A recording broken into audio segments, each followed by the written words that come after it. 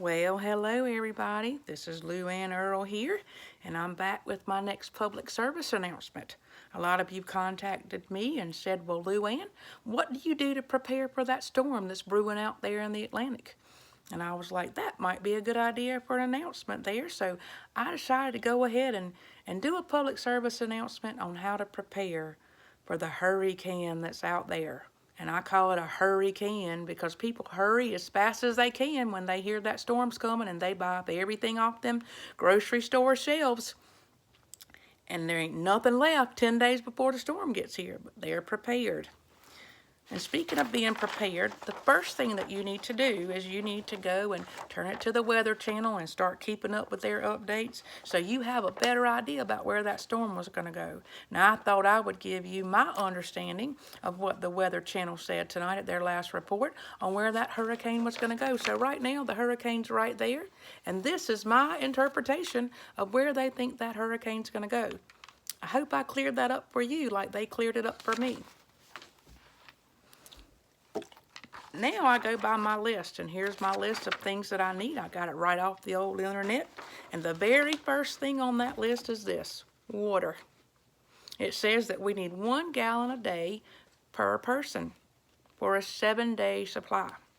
Now, a lot of you I saw coming out that store today with like 15 cases of water, and I know you ain't got that many youngins in your house. You should only need 56 bottles per person. You don't need 15 cases for a household of 5 people. Make sure that you save some for everybody else. Also, a lot of you, if you want to, you can go fill your bathtub up with water. Plug it on up, and you can drink you some water out the bathtub if you need to. Now, all of you can't do that because we know what your bathtubs look like, and you'd be better off probably drinking out your dog's bowl than drinking out of your bathtub.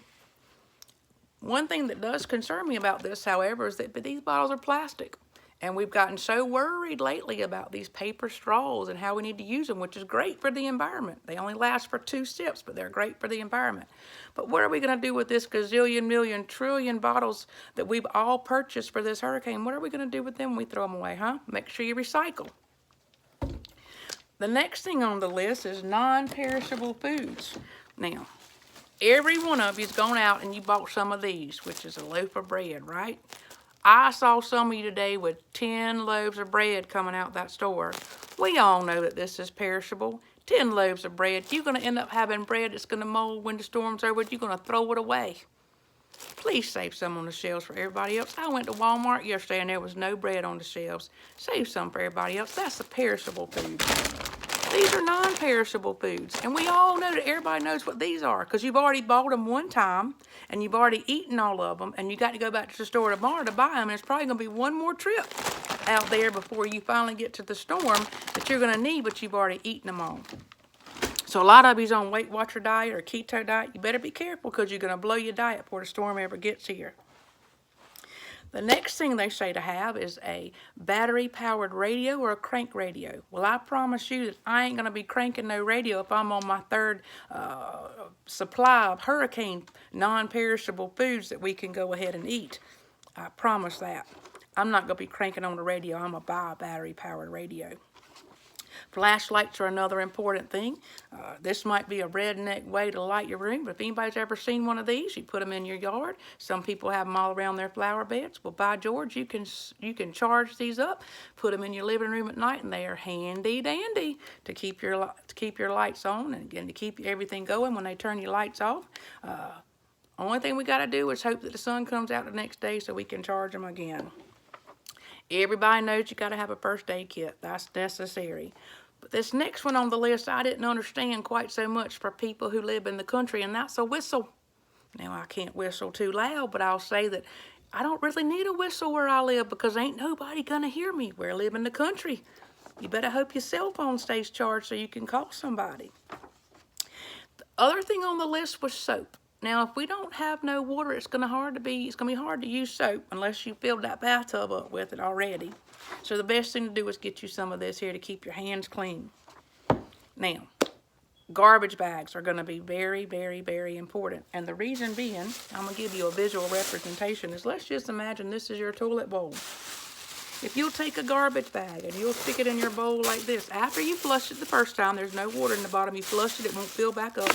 You take your trash bag and you put it in your commode like that, and then you go with some toilet paper just like that, and you put it in the bottom when you do your business. When you finish doing your business, you take your garbage bag out, you roll it up, and you toss it away. And you use some of this and you clean your hands. Now, we all know that some of you can't use a grocery bag in that toilet. You can't even use a 13-gallon one because you need those 55-gallon ones. Well, go ahead and get them. That'll keep all that smell all locked up inside and keep it clean for everybody else. On this list, they told us to get a wrench or pliers to turn off the utilities. We don't have to do that around here. The electric companies, and they go ahead and they do that before we have a chance to even think about wanting to turn them off. And by the way, who's going to want to turn those things off when a storm comes? Another thing on our list is prescription medicines. Make sure you get them all filled. I say make sure you got Benadryl in the cabinet, so whenever all those young'uns you got those 15 cases of water for, they start arguing, you can just give them a little Benadryl and help them sleep a little while to get you a little bit of rest. Another thing that they have on the list is, well, some of these disposable utensils, disposable plates and cups. Again, we're worried about paper straws, but we're going to promote getting disposable plates and napkins and cups and all that kind of stuff. They also want you to have some cash on hand. And if you're like me, you're broke, you don't have cash to go get out the machine anyway. And the last thing that I want to talk to you about is one of these. These are going to be very important. This is one of those portable chargers that you can plug your cell phone line into and charge your phone. You need these are the things that you really need a lot of. You need like 10 of them and charge them in advance, because we know that every one of you is going to be on Facebook the whole storm trying to figure out what's going on out there with everybody else and trying to get some information, because we got to know that gossip. So you got to make sure that you got several of these. Now, this is what you're allowed to buy a lot of and keep them charged up, because you don't want to miss all those episodes that you're going to see about drama on Facebook. Another thing that you need to do is you need to go ahead and get some gas. I don't mean eating beans and getting you some gas. I mean going to fill your vehicles up in case you got to leave. Now, I'm sure there's plenty of things that I've forgotten about, but those are the most important things that you need to do. If you need any help, or have any neighbors that need any help, go ahead and check on them, and let's do the godly thing and keep up with our friends and neighbors and make sure they're okay. And if you're the one that bought those 15 cases of water at the grocery store, well, you might want to go ahead and distribute those out, because we're all going to call you selfish and greedy if you don't.